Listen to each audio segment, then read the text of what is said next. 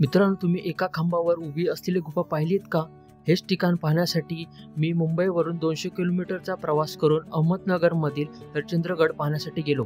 हरिश्चंद्रगडावरती जाण्यासाठी तशा बऱ्याच वाटा आहेत, पण सगळ्यात सोपी वाट म्हणजे पाचनई वाटेने आम्ही गडावरती निघालो.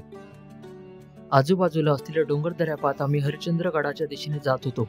साधारणपणे 2 तासाच्या ट्रेक नंतर गडावरती पोहोचलो. सर्वात आधी गडावरती गेल्यानंतर आम्हाला मंदिराचे दर्शन झाले.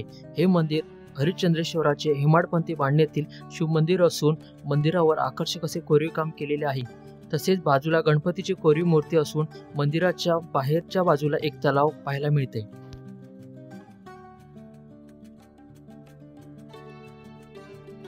मंदिर पाहिल्यानंतर आम्ही गेलो केदारेश्वर गुफा पाहण्यासाठी. ही गुफा फक्त एका खांबावरती उभी असून बाकीचे जे 3 खांब आहेत ते नष्ट झालेले आहेत.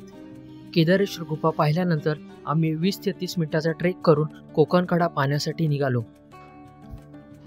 मित्रांनो, कोकणकड्यावरून दिसणारे नजारे आहेत ना, जबरदस्त असे नजारे आहेत. आणि हा ट्रेक केल्यानंतर मला एक गोष्ट समजली की कोकणकडा हे बघण्याचे ठिकाण नाही आहे, तर ते अनुभवाचे ठिकाण आहे.